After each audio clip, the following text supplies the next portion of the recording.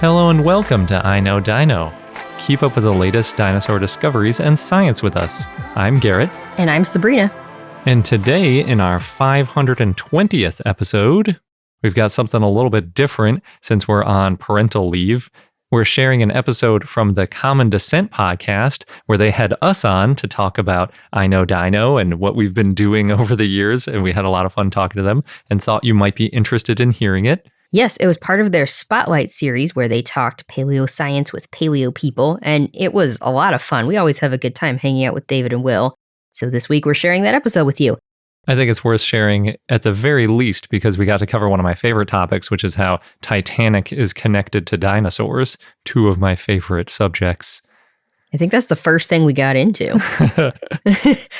There's some other highlights too, like what we've learned over the years, podcasting about dinosaurs. We try not to talk too fast. I think we still talk too fast, but yeah. We're working on it. Yeah. How we learn from our mistakes, what it's like being a dinosaur fan, how to read between the headlines about dinosaur news, because sometimes it's a bit over the top, and why we like working with fellow science communicators. Yes, overall, I think it was just a fantastic episode, so I'm excited we get to share it. But before we get into that, we want to thank some of our patrons, and this week they are Elrex, Stevoceratops, It's Devon Baby, Taylor, iRaptorsaurus, Paul B, Adilosaurus, Evelyn and Frankie, Adamantosaurus, and the Howard family. Yes, thank you so much for being part of our Dino It All community. We really appreciate it, especially while we are taking the time to get to know and take care of our new baby in the family. Yes. So thank you so much. And if you want to join this community, this amazing community, and don't worry, there's still new content coming out while we're out, so you get the perks still, then head over to patreon.com/iknowdino. And now on to our discussion with David and Will from the Common Descent podcast. You're listening to the Common Descent podcast.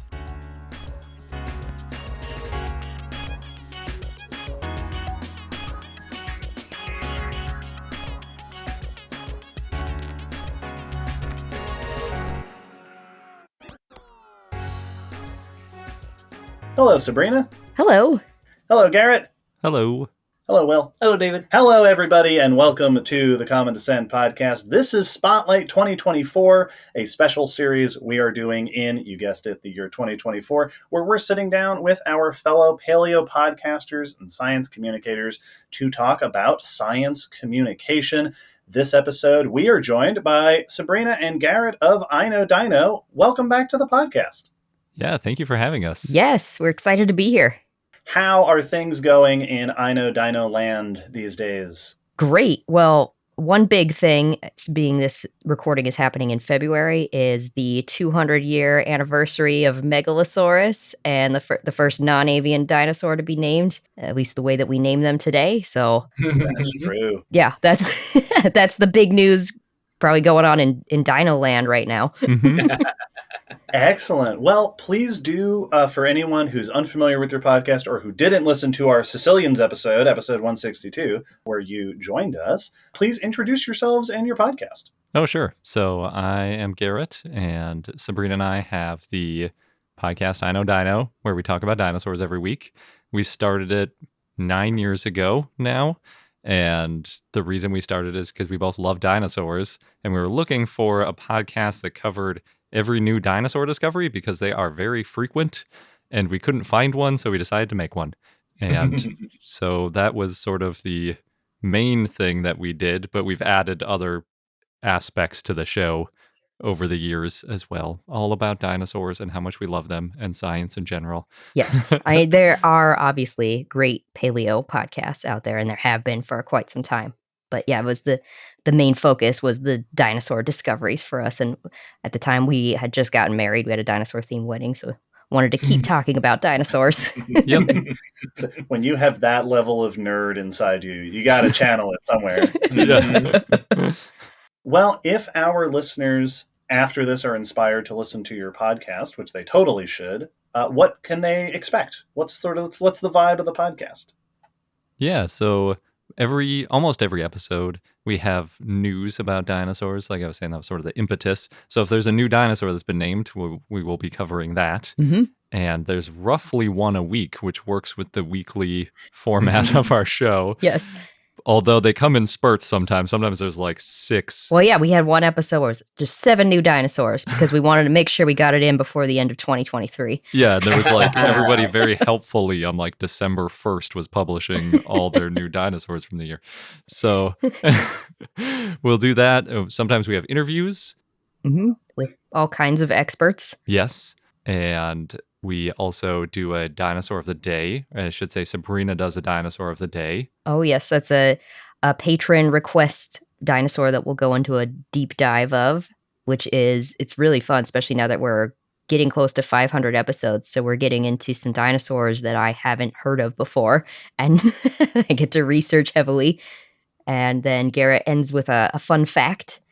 And sometimes we call it a dinosaur connection challenge. Now that's where we challenge our listeners to give us any topic and we'll find a way to connect it back to dinosaurs. Oh, yeah. That's super fun. I think the first one we did Titanic? No, the first one we did it was either chocolate or bread.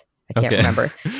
But the reason I bring up the Titanic one is we just got an email from somebody who's releasing a new Titanic movie. Yeah, it sounds cool. It does sound cool. I loved Titanic as a kid. I was obsessed with it. You know, like the movie had come out in my childhood with Leonardo DiCaprio and Kate Winslet. And I love Romeo and Juliet, but the ship itself was very fascinating. I think it has a sort of similarity to paleontology in that it's this like, you know, mysterious event that we're still trying to figure out some of the details of. And, you know, you have to piece it together from like these artifacts that are hard to get. And so we got this email, and after I did this connection between Dinosaurs and Titanic, saying we're making this new movie on Titanic and like inviting us to be a part of the PR for it. I was reading. I was like, it sounds cool, but where are the dinosaurs? So I was like, I don't know. I do love Titanic, but this might be a little bit out there because we already. If you're curious, the connection between Dinosaurs and Titanic is there's a ship called the SS Mount Temple, which sunk with a bunch of dinosaur fossils in it, also in the North Atlantic, not long after Titanic sank. And coincidentally, the SS Mount Temple on a different transatlantic voyage happened to be near Titanic when it sank and responded. It was one of the ships that like looked for Titanic when they were doing their distress calls. So, oh wow, that's the connection. That's awesome. I'm curious. Yeah. And those dinosaur fossils are still on the bottom of the ocean. So it got scuttled during World War I, and the Germans were the ones that were about to capture it and scuttled it. And they kept very detailed notes of exactly where it is. It's very deep. It's something like 2 to 3 miles under the surface of the ocean. But we have recovered shipwrecks from deeper than that. So I think someone should go there and get these fossils out. They're hadrosaur fossils. And I want someone to do that. Any chance you give Garrett to put out the call for someone to get these fossils? Absolutely.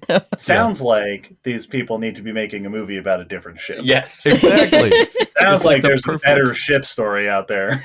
Exactly. We've got enough Titanic things at this point. Let's go get the SS Mount. It would be such a cool like discovery, you know, like the beginning of Titanic where they go down and they're like, there it is. Except it would be real. It would be the first time they saw it. Anyway. Yes. I was picturing the beginning of Captain America. Yeah. Like we find the dinosaur fossils. Yeah. That's fantastic.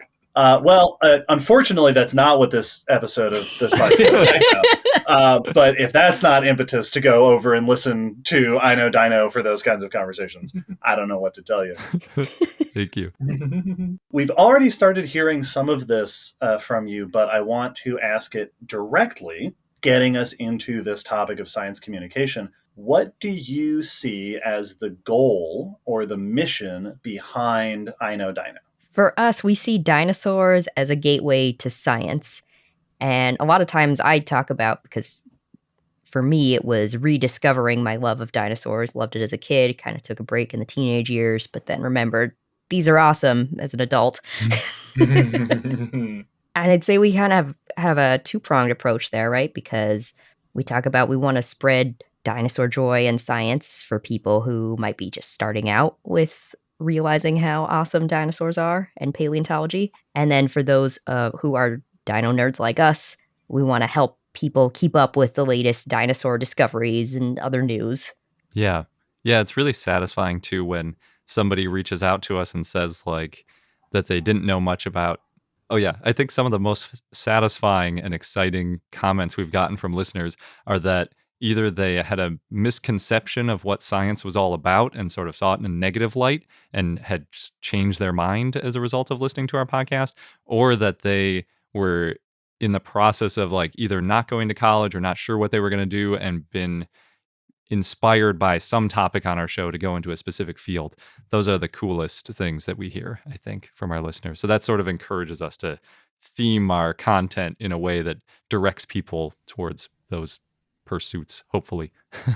Absolutely. Yeah, it's a common comment about paleontology and dinosaurs in particular that it is this, like you said, Sabrina, a gateway to science. That for a lot of people, this is the first thing in science that they get really excited about. I feel like, to me, just based on my own experiences, it feels like dinosaurs in space. Yeah. Yeah. Are like the top two.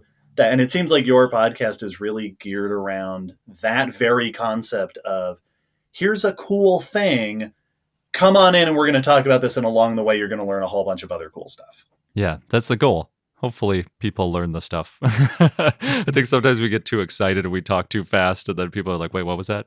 Or we've gotten a little bit too used to the technical terms and we forget when we had started that we knew nothing. And yes, keeping that in mind is always another thing. Yeah, for sure. Yes, absolutely. No, I've had, it is one of the things that is nice about having a podcast partner, so that one of us is leading notes and I'm talking about this group of animals I just did a bunch of research on, and I'm throwing out terms, and every now and then David go like, and just as a reminder, that's this. I go, right, yes, because I'm already focused on the next thing I'm needing to say. Absolutely. Yeah. We try to help each other out with that too. Well, this does lead me to a topic that I did want to ask you about. So in this series, we're talking to a bunch of other podcasters who do paleontology related things. And a lot of those folks, a lot of paleontology podcasts these days, are people who have their background in paleontology, who are scientists, who are in academia. You two are not from the academic realm originally of paleontology. I have seen you describe yourselves as dinosaur enthusiasts. Yep. How do you feel that background that you have influences your now being a major pair of voices in science communication when it comes to paleontology? Yeah, there was a long period of imposter syndrome, because it's like, and it's funny because as we talk to paleontologists throughout the years, we found that many people don't want to refer to themselves as paleontologists because either they don't have a PhD in paleontology and they'll be like, I only have a master's degree, I don't know if I count as a paleontologist, or they're not currently actively doing either digs or prep work or something. So they're like, well, maybe I used to be a paleontologist, but I'm not now. But we always feel like, oh, you're all paleontologists. Yes. And many of them have told us that we're paleontologists too. And I'm like, no way. No. And I still don't think you could ever say I don't that, think we are paleontologists. Even just now when you said we're a major voice, I was like, oh, wow. That's a lot of pressure. I don't feel like a major voice in science communication. I think the nice thing about starting from zero and going to like, just reading all this stuff and learning more and more is if people start from the beginning of our podcast and listen through it, then they'll sort of grow with us. Some people have said they enjoyed that part of it. But that also gives me a lot of anxiety because I know in the early days we made a lot of mistakes and a lot of simplifications that like make us cringe now. So it's, yeah. I think we mostly called ourselves out when it was pointed out to us. At least there's that. Yeah.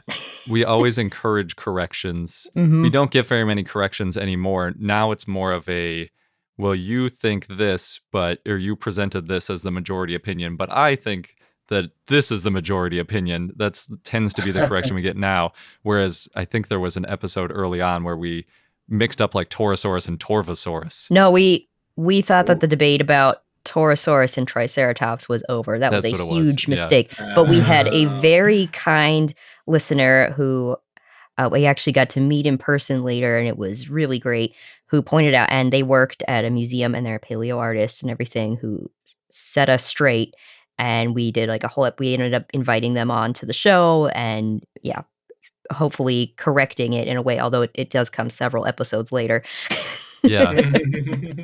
We definitely try to practice what we preach about, like, being humble in your mistakes and, not being afraid to admit when you're wrong. And hopefully people appreciate that and don't just say like, oh, these people making mistakes again. No, I appreciate that on both counts of like, like that is always admirable to approach science communication that way. But also what you were saying about someone being able to follow along from the beginning, that even those mistakes are informative, of showing that, yeah, no, you can, oops, we've been corrected before and had to be like, hey, I said the wrong country in the news last episode because I got my newses flipped. Mm-hmm. And that shows it's demonstrating that process of learning that, yeah, you're gonna mess up at some point. You're gonna, as you're learning a topic, you're going to overstep how much you say and then realize, oh, I actually said a couple of things with too much confidence that I don't actually know are true. And then you can grow from that. And there's a lot more to talk about with David and Will. But first, a quick break for our sponsors.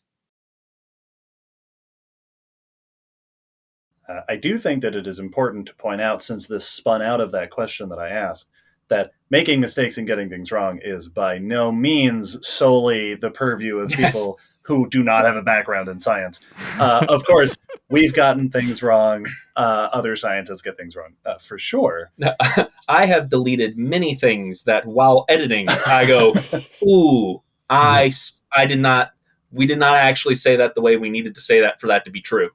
I know what we were trying to say, and if we had said what we were trying to say, it would have been true. But we didn't. So that sentence is just going to go away. Yep. I know exactly what you mean. In the early days, we scripted like almost everything because we didn't know enough to feel comfortable talking off the cuff at all. Mm-hmm. Now we do a lot more talking off the cuff, but I do the same thing as you, where just in a recent episode, I made a comment about an old dinosaur movie, and I was like, it came out in like 1910 or so. And then I was like, I should fact check that. And it was 1920. And I was like, that's too far away. I'm just going to delete that. Yep. I do think that this is actually a really valuable point to emphasize, is the knowledge that when you are communicating science, podcasting or whatever, you're going to get stuff wrong. Mm-hmm.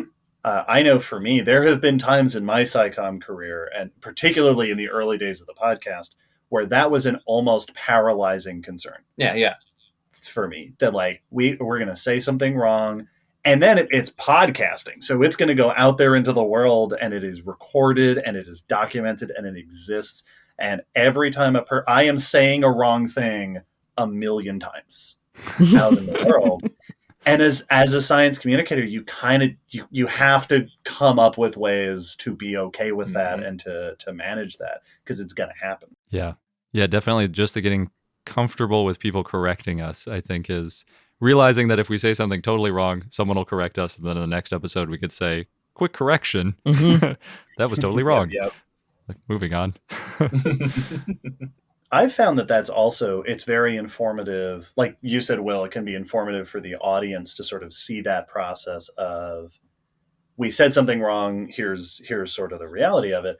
It can also be very informative for me as a science communicator, because it helps me to better understand what things are easy to get wrong. Yes. Right? We've said stuff on the podcast that are common misconceptions. There's one that haunts me from like way back in the early days. One of us said something about bumblebee flight. Yep. And the thing about how technically they shouldn't be able to fly, or something in that realm, where it's like, that's not true.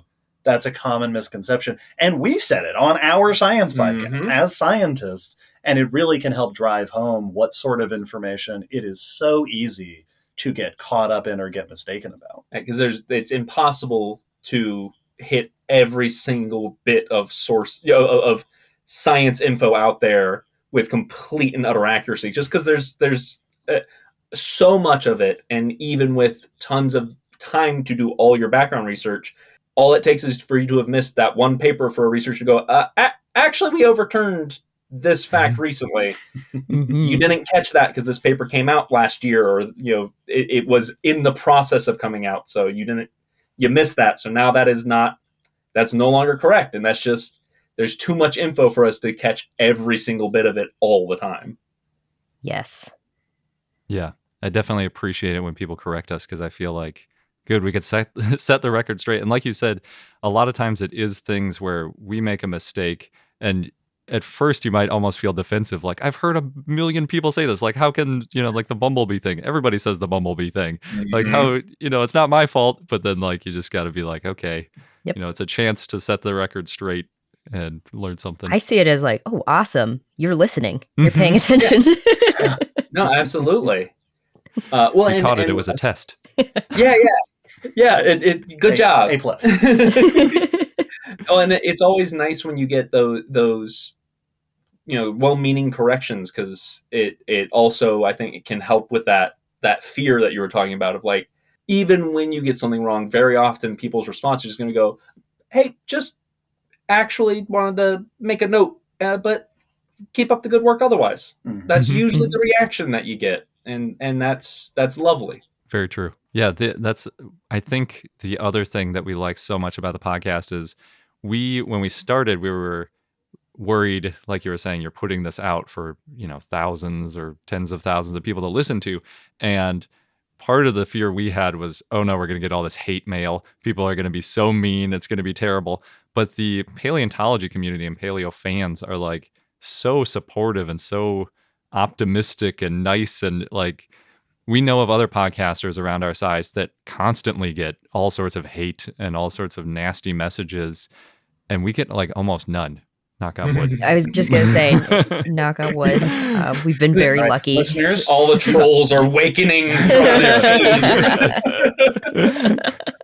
Yeah, but it's just like you said, even when there's negative, a piece of feedback that could be delivered in a really negative, like, you guys don't know what you're talking about, like, haven't you seen this? It's almost always delivered in like a really positive, like, yeah, I've listened to your show for a while, I thought you might like to know, is like maybe the most common phrase they use. Well, so coming at this from, we didn't know that much about dinosaurs 9 years ago, other than the movies that we saw and maybe the documentaries that we saw. I think over the years, as we've gotten to know more people in this space, we've just kind of fallen more in love with the community. And like you were saying, Garrett, the types of people, everyone is just so like warm and inviting and wants to have these awesome discussions. And yeah, it's just a really great space to be in. Yeah. I imagine that must... I'm curious to get your perspective on that feeling of, you've mentioned the dinosaur community. And dinosaurs, paleontology is one of this kind of weird sciences where there is sort of a scientific community, but there's also a fan base. Yes. For paleontology, which is not something, there's not like a chemistry fan base. There's not like, a lot of science disciplines don't really have that. Yep. Especially online, there are these communities that are just, we celebrate dinosaurs. And you two are people who, it sounds like, are from that, that's your origin story, is in sort of the dinosaur fan base, and now have grown into this podcast where you're connecting fans of the science with paleontologists, with people who are doing the science. What have you seen in the dinosaur community over the years? How does it feel? How does those interactions feel? I'm thrilled to hear that you get lots of positive feedback. That's really nice to hear.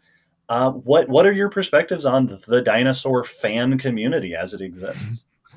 Yeah, I think it's really interesting because dinosaur fans, like if you go online to some forum that's about dinosaurs, you'll see such a wide variety, from the people who are maybe just getting online and are very young kids, basically, maybe technically violating the terms of service of these forums, getting onto them, that sort of young age, and just like, I love dinosaurs, or like sharing a picture that they drew. And you'll get people who are like, they got their PhD 40 years ago, and are just happy to like talk about the latest research. And the intersection of them is almost always positive in these places. Like in that example of like a 10-year-old putting up a sketch that they drew while they were in like math class or something, people would generally be like, that's a great start. Like here's, because a lot of times they're asking for feedback. Like, what do you think of my drawing? People would be like, oh, it's so good. You could add this to it, or you could add that, or, have you considered this, or this other animal is similar, and things like that. It tends to be really supportive at any level of, education, of understanding, of everything. It seems to be just very welcoming. And yeah, I guess that's just been the same experience that we've had with the podcast. And we also have listeners that have that whole range too.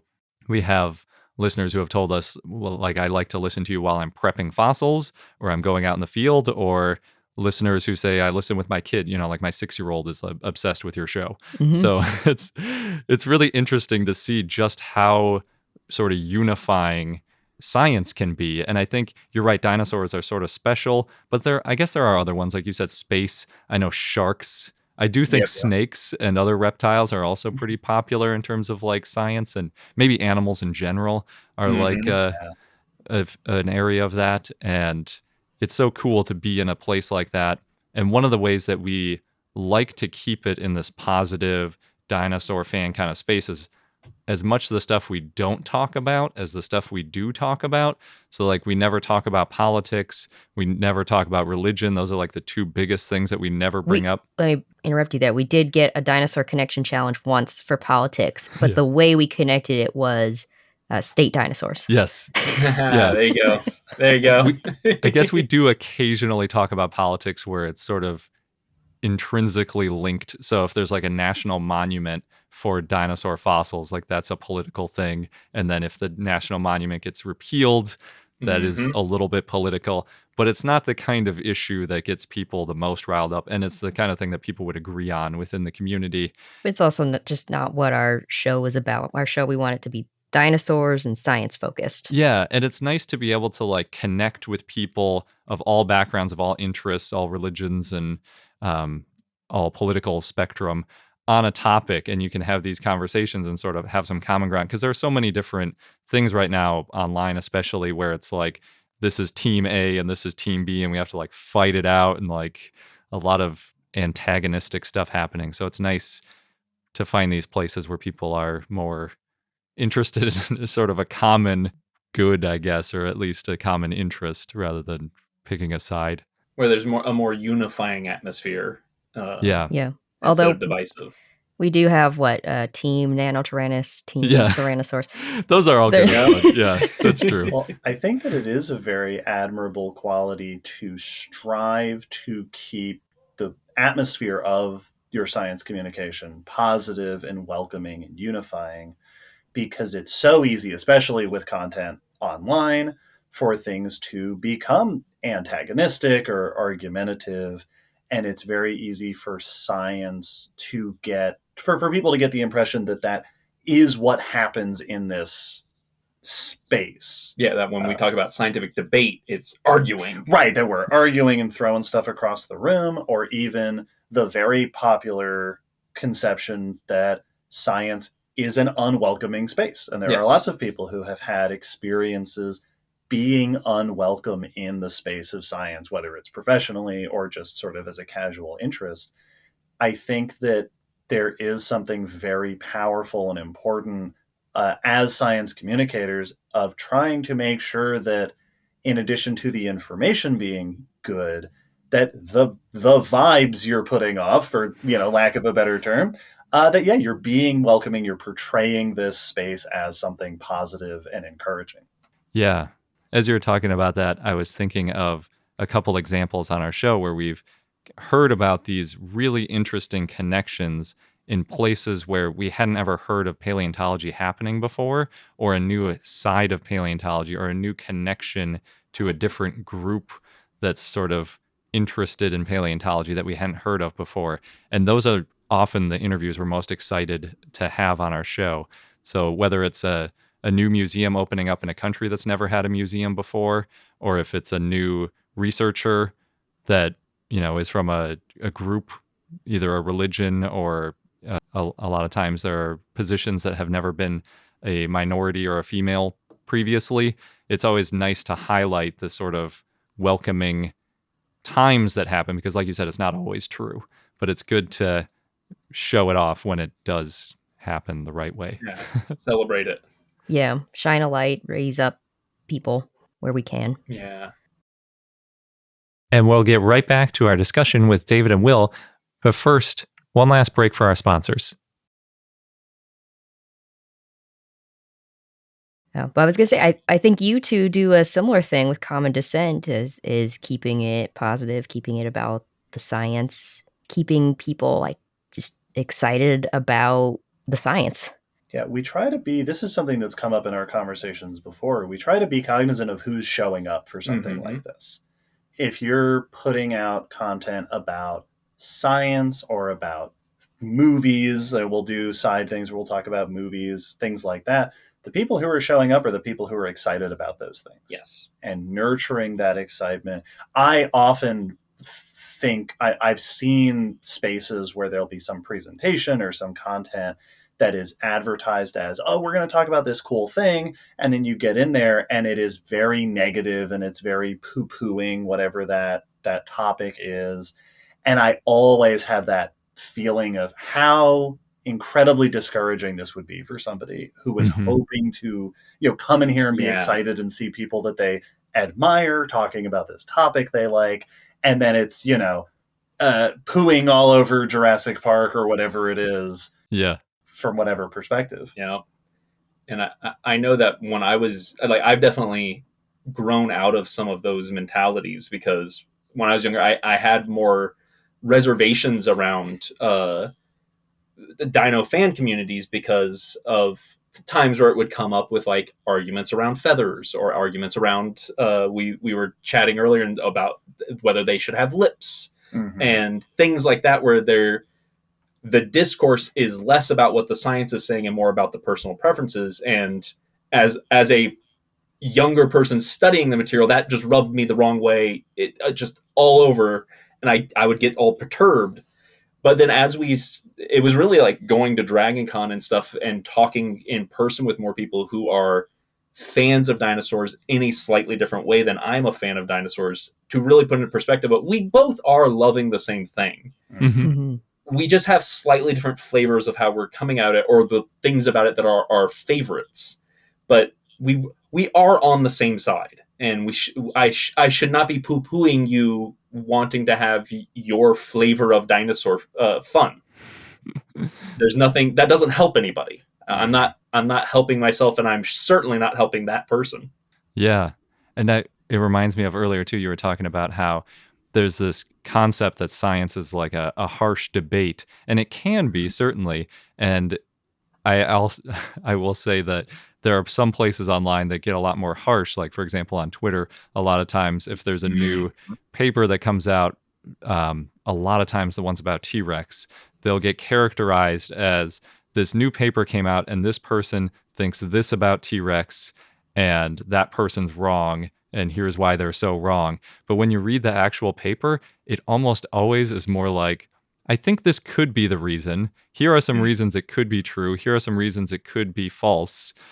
On the whole, I'm leaning towards this direction, is almost always how the papers are phrased. But when they reach the popular media on Twitter and stuff, a lot of times it gets dumbed down or, simplified. Yeah, you have to simplify to fit it in, right?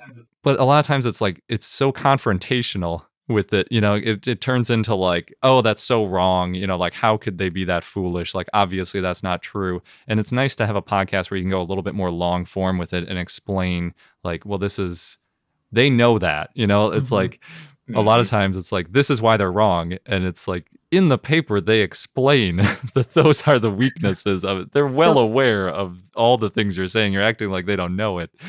And I see that almost every time on Twitter where it's like, here's why they're wrong. And it's like, yeah, they know those things. So I think that's why I like having people on our show for the interviews, because we'll record for roughly an hour and a lot of times just let people talk. And I want to hear all the details about their work, and I want to hear all the stories that they can share. Sometimes things are under embargo.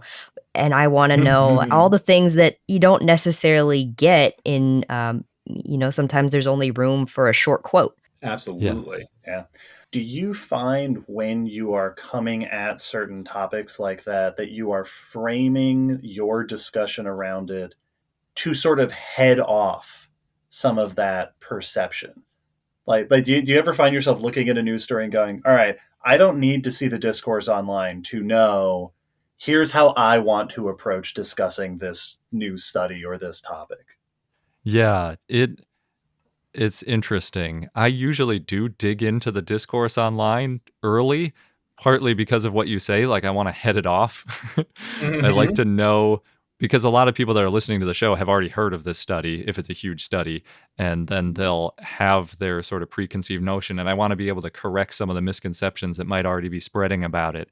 But the big one that sort of is standing out in my mind as I'm thinking about all these is the new, well, not new anymore, but the newish paper about the potential splitting of T. rex into T. regina and T. imperator that Gregory Paul Yeah. wrote. And it was super controversial. People were very upset about it. And eventually a paper did come out that was also, saying why they didn't think it was the case. Although interestingly in that paper, they did say, well, this one might actually be like maybe there Yeah. are two. This one is a better point than the other one. No. But also maybe. Yes. Yeah, but also maybe. Exactly.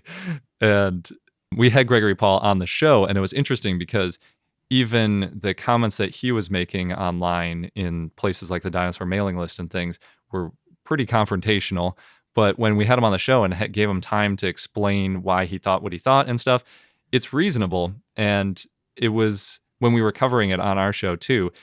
We always start with what the paper is, who wrote it, where it was published, partly so that it's like this is this person's take on it, because science is always through the lens of a person. There's no such thing as pure science that just like is right in the universe and it just, like you discover this written document that explains everything. Like someone has to figure it out and write it down. So it's always got a little bit of human bias in it. And so then I like to try to figure out, okay, who are the other researchers? What are the other researchers saying in that context? So I like to do that, especially when I know that there's a controversy online, because I know that people will have some preconceived notions about, a lot of times they're ad hominem attacks, and I really don't like that, where they're basically just saying like, this person's always wrong, they're always saying wrong things. And that, I almost always will call that out as like, that's inappropriate. It has nothing to do with the person. We need to look at what the arguments are. And sometimes they have really good arguments. The interesting thing is controversial figures sometimes do have a pretty big grain of truth in the thing that they're going for. Sometimes they don't, but like it's worth discussing. And it's almost, the controversial ones can be fun too, as just a lesson in, this is probably not true. And here's why, after some critical thinking, we might be able to figure out that it's not true. It's just as valuable as talking about a paper that's, the latest and greatest, because there are so many headlines that everybody reads now that can be misleading. It's really useful, I think, to sort of dive in and be like, well, what's beyond that headline, true or false, or shade of gray. It's always a shade of gray, but yeah. I think it's interesting to hear you talk about those particular sorts of studies that come up and they become kind of a big deal, because I'm reflecting on how sometimes those studies come up and we will just skip it on our podcast. And usually the reason is because our podcast is, we're trying to cover broadly paleontology. And sometimes a thing will come up and it's a T-Rex thing. And I'm like, that's being covered by 1,000 other things. There's this cool trilobite paper that no one's going to have, this little thing, let's talk about this. And one of the interesting things that we've found in communicating paleontology is we actually try very intentionally to not talk about dinosaurs too much because they are, overwhelmingly popular. They're being covered in a lot of places. You all are dino specific. And so that's sort of the whole shtick. Does it ever feel limiting? Do you ever find yourself sort of wishing that, I wish we could cover this other thing, or I wish we didn't have to talk about this particular news study? Not to put a negative framing on it, but I'm curious to see, what is it like this actually parallels another discussion that we have in another one of the episodes in the series. What does it feel like to have specifically put yourself on the topic of the most popular thing in paleontology? I don't think we realized the enormity of it when we started. Yeah, we were worried that there wouldn't be enough to talk about, and like 500 episodes in, it's like there's always too much, and we have to trim it down. We didn't think when we started, we didn't think we'd still be going 9 years later. Yeah, I don't think so.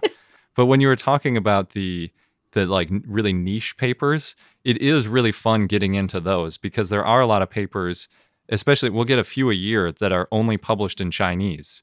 And so we'll translate, we speak a tiny bit of Chinese, and through the help of translators and things, tiny bit, we can piece together what these papers are about. And it's fun to cover a paper that we know no one else is covering.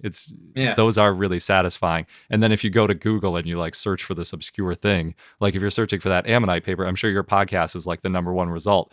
And it's just, it's so cool to see that. Although it can be annoying when you're trying to find it later and it's like, I know what I said. Where's the other coverage? But for the big papers, though, I would say we're still coming at it as dinosaur fans. We're like, oh, yes. Okay, what's the cool big thing that we're learning now? Yeah. And then, it's a little bit more work to dive into all of the discourse and figure out what different researchers are saying, and figuring out like, what the paper is saying apart from what the headlines might be saying. But it's still very much like, this is answering a really big question for me. Yes, you're right about it being the most work. The easiest ones are a paper that was picked up by like a few news sources, so you can sort of get like the overview reading them, and then you can go to the journal and fill in the details. The hardest ones are the ones like, there was a recent Nanotyrannus paper, and we hadn't talked about Nanotyrannus in a while, and I thought, I need to learn the exact state of where we're at with Nanotyrannus before getting into this paper. And it's like, that's a lot of background research. Whereas if it's it can be overwhelming. Whereas if it's just like a new dinosaur, it's like, I know what I'm going to say. I'm going to say, this is an Allosauroid. Allosaurus, and it's the same family. And, imagine what it looked like. Make it a little smaller. Add this thing to its head. That's what it looked like. Whereas, getting into a real deep debate on a controversial paper is... that takes a day or two. You're right, though. Sometimes we do want to talk about other aspects of paleontology. I'd say we've snuck it in a little bit, because sometimes we'll do mini series. So we did one on like trace fossils and one on soft tissues, and then we can talk about a little bit there. And then the other way we get around it is we just started like a monthly bonus show for our patrons that we call it I Know Paleo, and they can vote, and it can be any paleo topic except dinosaurs. Yep. Yes. There you go. At first, I felt like we were getting trolled because people keep requesting invertebrates. Like, that is so far, like the farthest thing from dinosaurs. But I think it proves your point, which is like, people listen to our show, they hear dinosaurs, and they're like, I want something really different for a change of pace once a month. So we actually you mentioned ammonites. We just did one on ammonites, and ammonites are so cool. We learned so much about ammonites. It's like, what? These are amazing creatures. Yeah. Yes. Yeah. I think that there is something very... I was considering making a little joke when Sabrina, when you said that you're doing this I Know Paleo thing, to make a joke about, oh, you're cutting in on our territory. But of course, obviously we are collaborative, and this is something we've talked about elsewhere on our podcast, that this isn't a competition thing. We're very happy for the success of other podcasts. And there is something very nice about our podcast. We very intentionally, we do dinosaur episodes every now and then. They are spaced out very intentionally. Yes. Because if we just went off of the requests list and what requests we got and what stuff we're excited to talk about, we would do all the dinosaur episodes because they're super easy and straightforward to do. Yep. Absolutely on purpose, don't do that many of them. And it's really nice to have that awareness of, well, if people are excited about learning specifically about dinosaurs, there's this podcast out there by these two cool people that is all dinosaurs. And that's a really nice thing to sort of have these complementary sources of information out there. It's definitely very freeing, especially like when I'm looking at the news sources to talk about for an episode, and I'll see there's a thing that's like a new dinosaur is discovered. And like sometimes when I'm in the mood to talk about a new species, I'll pick one of those. But a lot of times I will skip over those because I want to talk about one where there's a scientific process to discuss in that news that isn't as often discussed. While describing a new species is often very fairly similar species to, new species to new species. But we found bones, something was weird about them compared to ones we have, it must be new. And it's cool. And it is very freeing to know, I know there are people talking about this new species. It will get its time in the spotlight.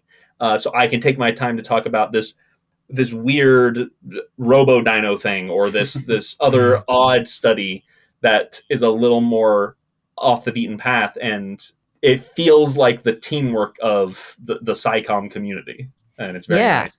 I was going to say, yes, we do the same, and I know that we have at least some overlap with listeners, and when we first collaborated with you guys last year, we got so much positive feedback, and a lot of people were saying, like, this is the best collaboration ever. Yeah. I wanted to see this crossover. Yeah. We got people who are like, the most ambitious crossover. This is the one I've been waiting for. Yeah, I do think it's very much a rising tide raises all boats, or whatever the idiom is. Where we're not an idiom podcast, so no. Why would you know that? But we're also very, our shows might be big for paleontology podcasts, but in the world of like media consumption, the number of ears that reach us, it's not like Universal competing with like MGM or whatever for box office. Right. We all bend the knee to the true crime podcasts. Yeah, exactly.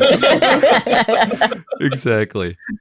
Well, we'll get emails or messages every now and then, but people will very kindly address to like the Common Descent team, or like they'll frame it and they're like, hey, clearly with the idea that they're messaging like some PR person. Yeah, our secretary. And it's like, folks, there's two of us. Yep. If you get an email from Common Descent, it's from me. Yep. I personally wrote that email. Yeah, that's like us. And also it's kind of funny because it sounds like it's the same thing for you two, where there's only two of us, but so sometimes it's like I have to say like it's me, Garrett, like in the message, because you might say something different if it was Sabrina, and Sabrina does the same thing. But like, that's it. That's what it is. It's a small operation, and it's nice. It's nice because you get that direct connection with people. Yeah. Well, and this actually does bring me to a question I wanted to circle back around to. I think, Sabrina, you said this earlier in the discussion, and I know it's also noted on your website that your sort of origin story is you wanted a podcast about dinosaurs and there wasn't a podcast to do that. This is a common theme that is coming up in this series. Yep. That podcasters create the podcast they want. Yes, I had that exact thought. And your specific comment that back then there weren't a lot of podcasts. There wasn't a podcast source for this information you were looking for.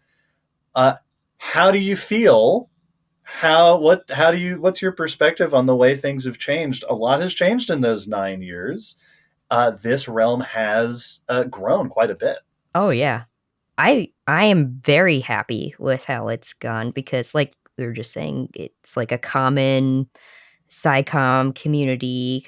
You can listen to one podcast to learn about a specific, I'll just say within like paleo. We all kind of focus on different things. So depending on what you're leaning towards that week, you can, and then because we all tend to work together too, we can help each other or help our listeners find whatever sources they're looking for. And in 2015, there were definitely fewer podcasts in general. There were a few paleo podcasts that are still around, still good. But again, it wasn't the specific dinosaur new discovery ones. So that is, how it came about. But I do like seeing now when I search online, there's just all these different sources for information. And it's really cool seeing, like you mentioned, Adele from Pals and Paleo. And we've had Adele on our show a few times, and I love the research that she does. I wish we could have her on our show more often, but she's a pterosaur expert, so Yeah. There's that limit. There's that limitation that you've given yourself. Yeah. Yeah, it's not I know Archosaurus, unfortunately, so we can't. Yeah. Real shame, I gotta say. See, there is a Squamates podcast. Yeah, right. My area is covered. Podcast. Yeah, and it is so cool. I kind of want to share a quick story about Adele, just because it was so fun. Okay. We did this road trip through Australia when the Society for Vertebrate Paleontology was in Australia in 2019, and we went out into the outback and we interviewed Adele, Philip Mannion, and Steve Porapat. Not Sorapat. Yeah, he said somebody on a radio show accidentally called him Sorapat because they were talking about sauropods, which I think is just delightful. I'm sure he was thrilled. I was gonna say I changed the name. And we interviewed them at this bar in like the middle of the outback, and it was just one of the most fun interviews that we did. The bar turned its lights off on us. Yeah, we closed down the bar. We were talking for so long. Awesome. Yeah, we interviewed them, over drinks. It was Since we're friends with, or we've been in the community long enough, a lot of the people that start these new podcasts we already know. So it's really fun, and a lot of times we see it as like, oh, that's a new person that we could have on our show. We know they're going to have good mics now. That's nice. Yep. And like, it's a new thing to listen to too, because it is fun to hear other people's takes on these things. And like we were saying earlier, we don't get everything right 100% of the time, and we certainly don't cover all the aspects of everything. They often find stuff that we didn't find, or they might get a quote that we didn't get from that person. So it's cool to see other people's perspective on it. I actually really love it when I'm listening to a podcast and they cover dinosaurs and tell me something that I didn't know about the thing we covered. I partly feel like, I should have noticed that, but more I'm just excited to learn something new. And I one of my favorite things about seeing the different approaches is what you're saying, like their take on it, not just on how they present the information, but also like what's the vibe of your podcast? Because that's something I think about all the time when I'm like just browsing YouTube to try to find something to watch, and I'll see a video that is on a thing I want to watch a video on, but it's not the kind of video I want to watch about, ants or anything. It's like, cool, I want to watch a video about ants, but not quite the way you're doing it. I want this flavor of educational video. And so the more podcasts, the more likely it is going to sync up with someone's preference of what they are needing, and wanting to listen to. And now there's hopefully a paleo one that fits that niche. Yeah, I think you're 100% right. And one thing we discovered because we do a survey every year to ask our listeners who they are and what they like, what they don't like. And what we found is that a lot of our audience, especially in the beginning, was just like our peers. It was like everybody was like between the like plus or minus 10 years from us. And, mostly male, which is probably what you'd expect for a science-heavy podcast. Well, maybe Dinosaur. I don't know. Yeah, that too. Yeah. But over time, it has expanded into like larger ages, and there's been now we get more female listeners and stuff.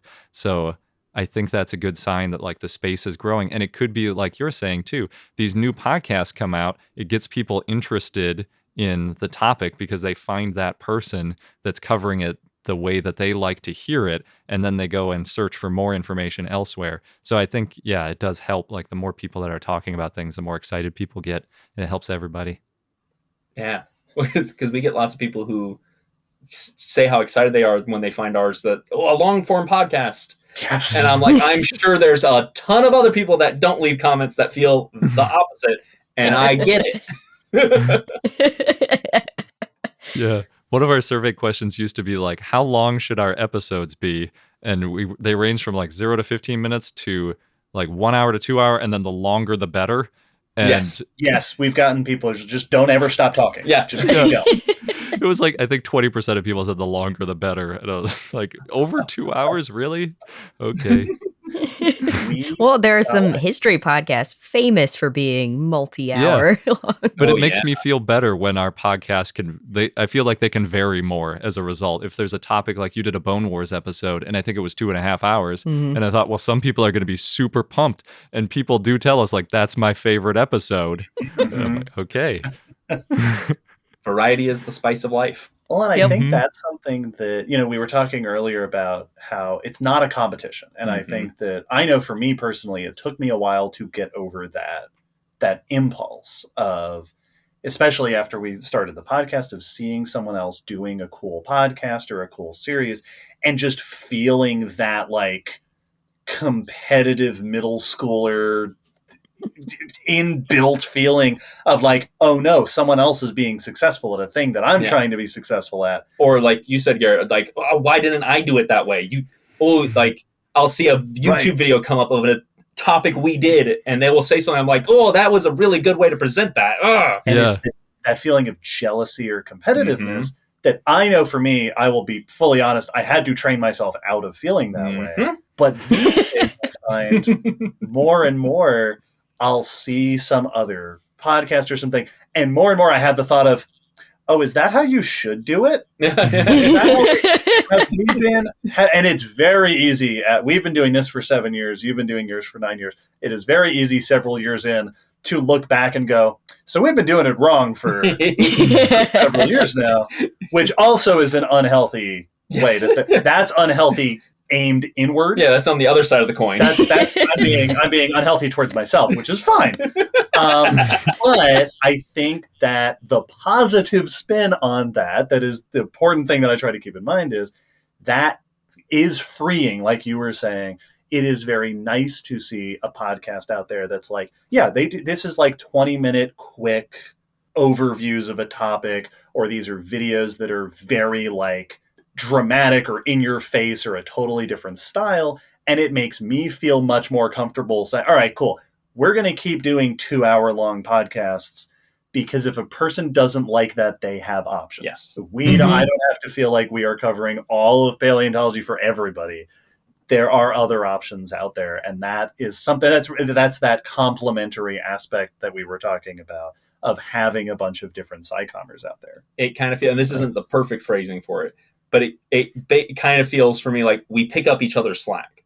Not that we're slacking, but that the things we don't do, like short form stuff, someone else is doing. Right. Video content, stuff like that. The fact that we don't cover dinosaurs a lot, you do.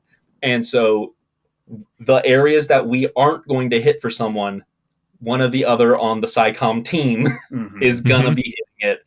And I can just kind of trust in that and just release that stress. Yeah.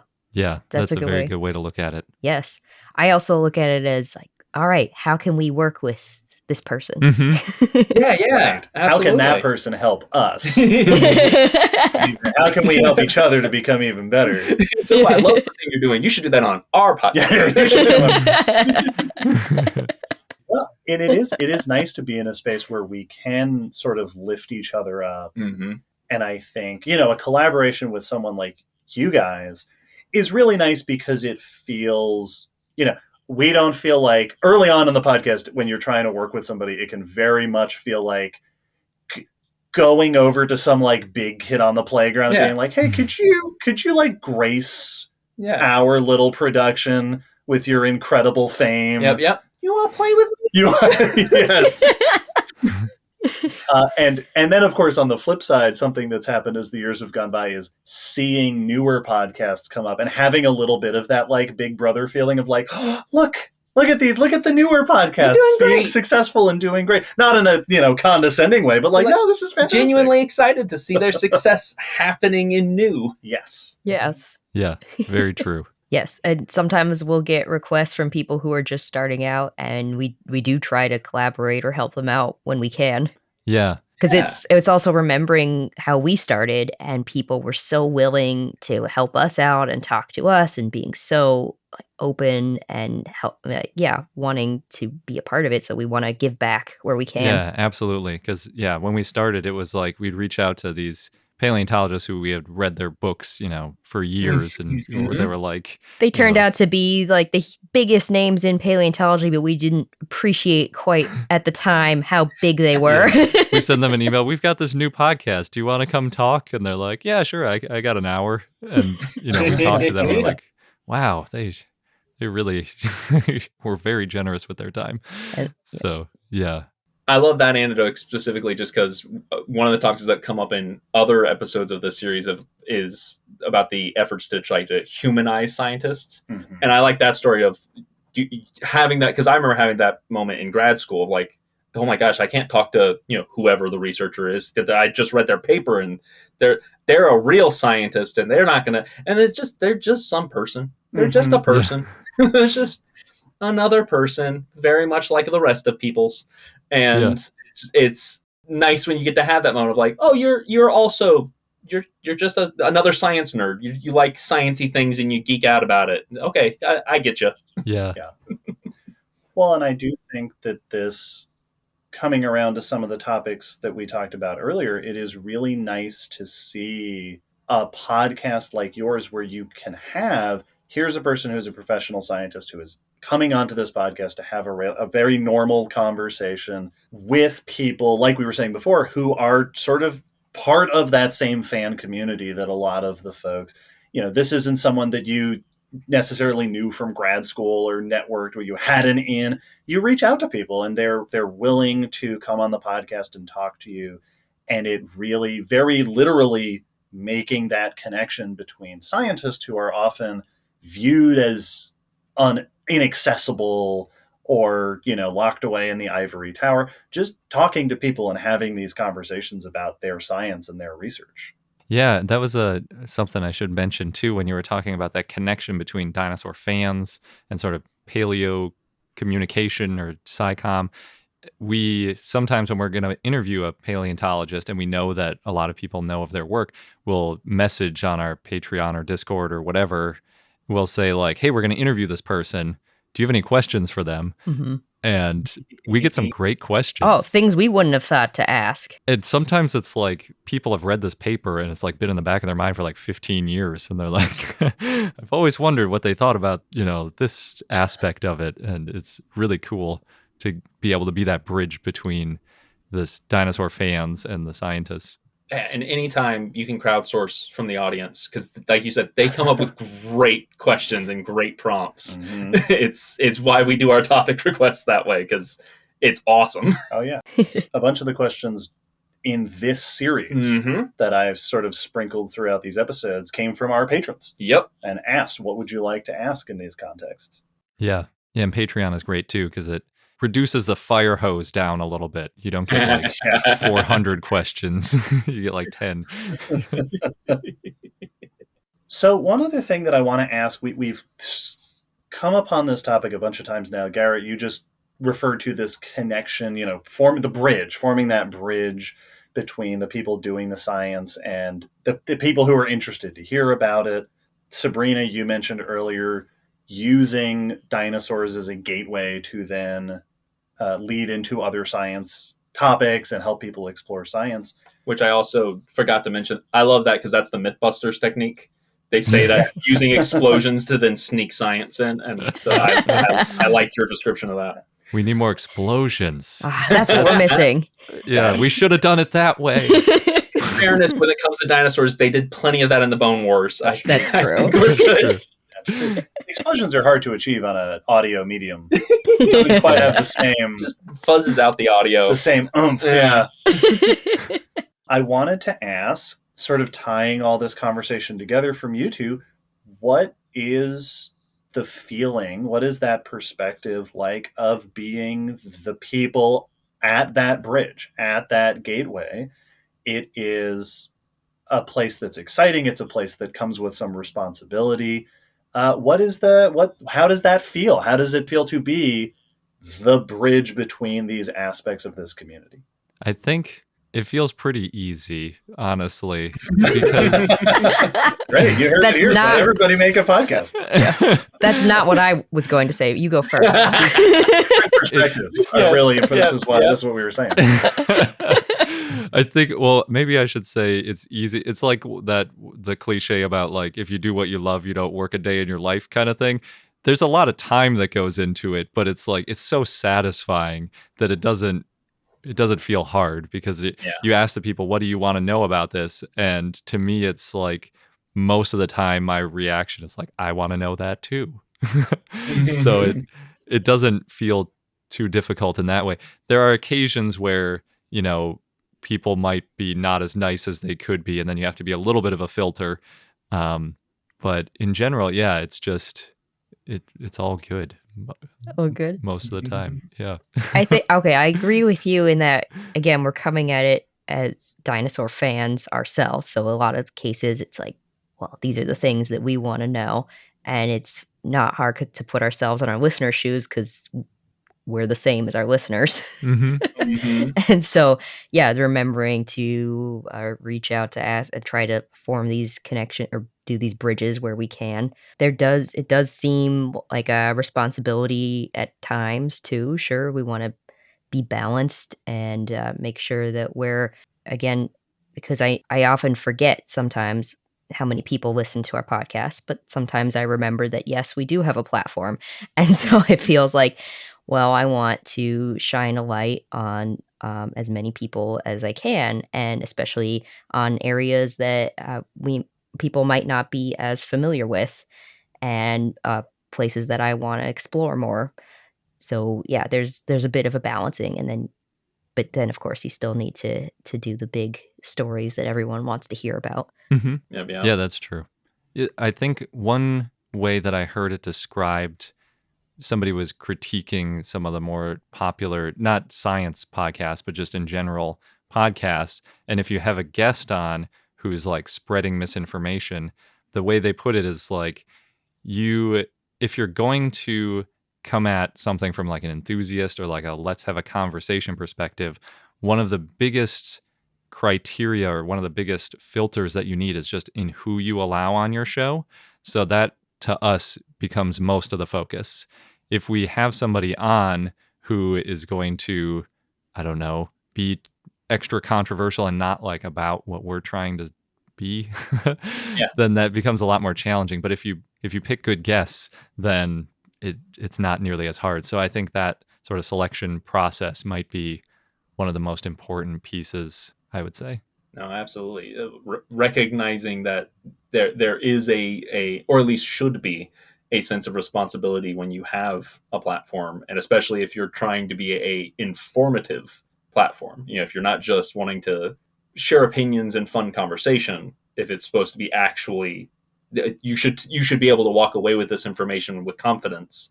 Then yeah, there's that sense of you need to actually be aware of who you're letting on discuss, what you're discussing, and what you are or aren't excluding. Yeah, it's especially tricky because we know as media creators that like controversy drives clicks and drives listens. So there's a temptation to just be like, this person said something that's totally off the wall. Everybody's talking about, let's just have them on. And, we know a lot of people will listen. But if it's something that we really don't want to shine a light on, then we might not want to do that unless sometimes the controversy is a little bit overblown, like we were saying, where, sometimes people will take their perspective and sort of simplify it down to a point where it becomes more of a controversy than the person actually intends. And those people can be great to have on because you can have them on and they can explain like, no, that's not what I meant. Like, I wasn't trying to say that this is definitely the way it is. I noticed this sort of thing happening in the animal kingdom, and I think it might apply here. And those can be great conversations. Get more into the nuances. Yeah. But it's like you were saying, it's about the vibes. Yep. Yeah, there is something to the responsibility of curating the space. Yes. That you're providing, highlighting the positive aspects, not necessarily ignoring the negative stuff, but not encouraging those negative aspects. the ability to choose who you let on, the ability to filter comments in online spaces is very handy because it allows you to create the vibes that you want to put out in this space. Definitely. Sabrina and Garrett, thank you so much for coming on and chatting with us with this episode. This has been a really great conversation. Yeah, thank you. That was a lot of fun. Yes, thank you for including us on this series. Happily. This is not the first time that you have been on the Common Descent podcast. Hopefully not the last. Perhaps there will be more opportunities in the future. We don't mind talking about dinosaurs every now and then. Yeah. Before we wrap things up, please let our audience know where they can find you, and feel free to highlight any projects or things you've got going on. Ooh, it's quite the open invitation there. Thank you. Listen, we're raising all ships. Well, we have our website, iknowdino.com, and that's where you can find links to all the social media, sign up for our newsletter. Also, if you are looking for a quick link to listen to the show in your favorite podcast app, that's there. Or in your podcast app, you can search for Dinosaur Podcast or I Know Dino. And we mentioned a few times our patrons. We do have a Patreon, patreon.com/iknowdino, and we have all kinds of perks such as the I Know Paleo we mentioned, and we often share bonus content. And again, we'll also be reaching out to our patrons when there's like a big interview coming up, and we know when there's time to source questions. And what are our big projects coming up, Garrett? We may have a new logo at some point this year. maybe now. Maybe now. Hopefully sooner than later. It's true. And then, I guess one of the big things is early next year, 2025, we have a book coming out with National Geographic Kids about dinosaurs. Oh, awesome. That's so exciting. Thanks. Yeah, we're excited. Awesome. Wow, that's great. We will keep an eye out for that. People often, we will often get people who ask if we have recommendations for books for kids about topics like this. And it's always nice to get to shout out this work of people we know. Yep. And get to say, as a matter of fact, so. Well, and it'll be extra nice because you usually are the one that has to handle those because I don't read as often. Sure. But now I know. Now you know it. You can shout this as long as it's good. Dibs. You know, we'll have to see. Make sure that it's good. I hope it's good. I'm sure it's going to be. You tell us next year. We'll do a review. Yes, yeah. We'll have a review, and then we'll invite you on for a rebuttal. A scathing review. Yes. That's what it'll be called. That'll be the new series. That's how we get the feud started for extra clicks. Yes. This is it. Yeah, this is the beginning of our Paleo Podcaster Bone Wars 2025. That's when it starts. Oh, you might make it like a boxing poster. This will be great. In exact opposition to everything that we've said. Forget all of that. See through it. Clicks. Yeah, a year from now when engagement's down and all the numbers are down, we start losing patrons. It's time to lean into the. It was all different in 2024. Yeah. Yeah, that's what We just can say vague things. Listen, if I knew then what I know now, we never would have done that. Yeah. Someone wise once said, "Be selective about who you let on your podcast." Really should listen. Once again, thank you so much for being here. This has been a great conversation. Listeners, go check out I Know Dino if you haven't already. We'll put some links down in the episode description that I'm going to ask Sabrina and Garrett for after this recording so people can easily access that. And don't forget, listeners, that this is part of a series that is ongoing throughout 2024 where we're sitting down with paleo podcasters and talking about science communication, letting you hear the voices of other people doing these sorts of things, maybe some people you haven't heard of, so that you can expand your own repertoire of resources for learning about these sciences that we like so much. Keep tuning in. They're tons of fun. And with that, let us wrap up this episode and move on and let our guests get on with their day. One more time, thank you so much for being here, Sabrina, and also Garrett. Thank you. Thank you. Bye, everybody. Bye.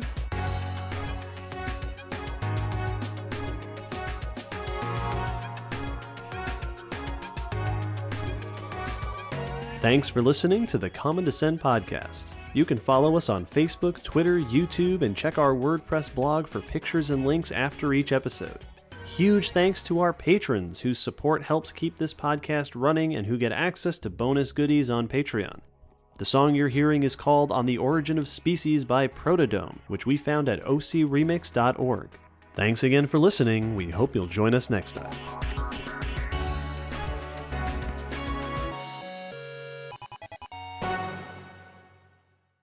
Thank you, David and Will, for hosting us on your show. We definitely recommend checking out the Common Descent podcast if you aren't already a listener.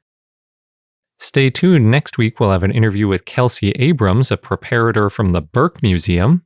And the following week, we'll be doing our book club episode. So if you haven't already, make sure to get your copy of Uncovering Dinosaur Behavior so you can discuss it with us in our Discord server if you're a patron, or just listen and know what we're talking about when we're talking about the book in our book club episode.